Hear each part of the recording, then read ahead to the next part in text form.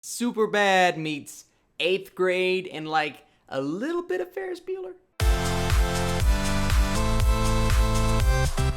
What is up, Flick fans, and welcome back to my channel. I just saw a screening of the brand new movie Booksmart, and today we are going to talk about it. I need you guys in the comments down below. Have you seen this movie, or are you going to see it when it drops here in a few days worldwide to audiences all around the world? And let's talk about Booksmart. So two academic teenage superstars realize on the eve of their high school graduation that they should have worked less and played more. Determined to never fall short of their peers, the girls set out on a mission to cram 4 years of fun into one night. Now, I'm gonna be honest with you guys, before going into this film, I had heard nothing but good things about it from advanced screenings and festivals that it has played in. Olivia Wilde, who has never, to my knowledge, directed a film before, I was nervous for this first-time director. I was nervous that this film was going to fall into many cliches and tropes of films in this vein. I wanted it to feel like Superbad, but I didn't want it to feel like a straight ripoff of Superbad. Now, it does feel like Superbad in a way,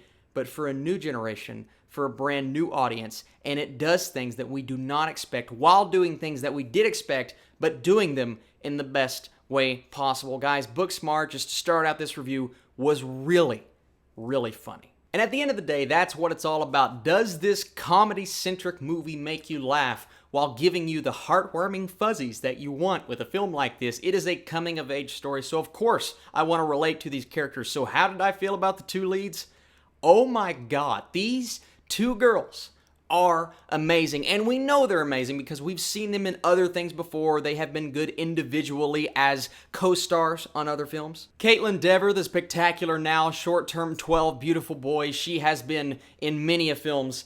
This, for me, is her best performance. And then her best friend, Beanie, is it Beanie Feldstein? I know her from Lady Bird, and she was a standout in that film. She played the best friend character, and she was fantastic. In this film, she gets more of a lead role, even though she's playing the best friend character. A very similar character, but different in its own way. And the writing for this movie is spectacular. The dialogue, the script, it is so tight. I never felt as if anything on the screen was boring me, because even though this is a slightly conventional concept, like I said, it kind of runs off of movies and stories that we have seen before, but it's a coming-of-age story. What more can you do other than these two guys, these two girls, these two best friends go out for one night? It's one night of trouble. They're going to be something that they've never been before. They're going to break away from what they're known as and known for, and it usually falls on either the final day of high school or the first day of high school, and this falls on their graduation or pre-graduation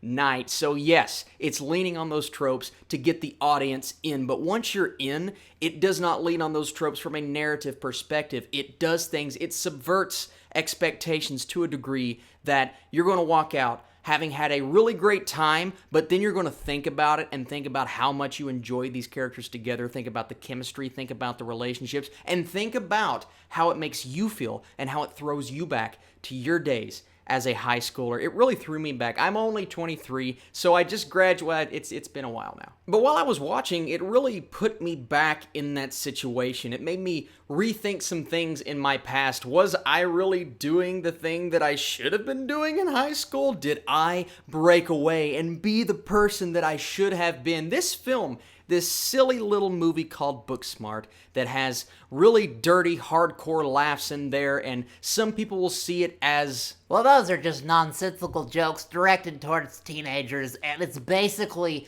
potty humor. But I found the humor charming, and it felt like it fit. None of it felt forced. There were one or two jokes that did not make me laugh, and a few moments that fell flat from a humor standpoint, but I was so locked into the characters, I did not care. I was all in on the majority of the jokes, and these two friends, their chemistry just carries the entire movie. I'm not going to say on their shoulders, because once again, the direction, the writing, everything was really good, but you're in it for their relationship, and you care when they have their quarrels and conversations and discussions and thoughts on the meaning of life.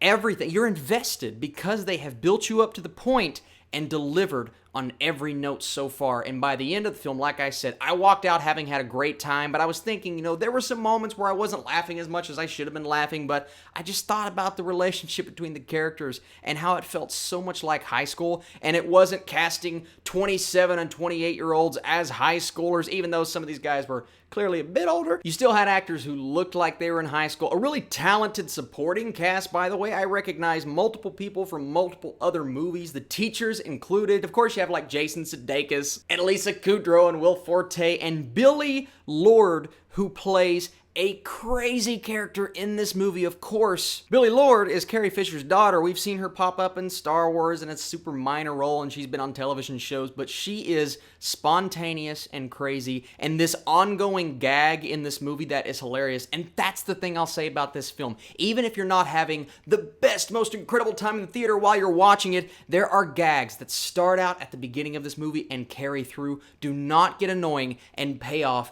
at the end. I spotted 3 or 4 things in there that they set something up and then they pay that off at the end of the film. All of the character arcs, all of the storylines, they all come to fruition and they end off, as you expect, a bit of a predictable nature, but as you expect, in the best way, and it encapsulates what it means to grow up. It really is a great coming-of-age story. In that regard, it reminded me of 8th grade last year with, like I said, those super bad elements, the over-the-top humor, the zany characters, the wacky things that they get themselves into. All of those things were awesome. And yeah, guys, I could just keep talking about this movie. I'm definitely doing that on my Letterboxd page when I log that for review later on tonight. But right now, I have to give this thing a score. Like I said, it's not a perfect film. I did have a few nitpicks and issues here and there, and maybe 1 or 2 things felt shoehorned. Not the political nature of the movie. That was one thing that I was a bit afraid of going in. I'm like, I don't want to be hit in the face with certain elements and themes. But no, they didn't do that. They were just there to make you laugh, and Olivia Wilde made sure of that. By the way,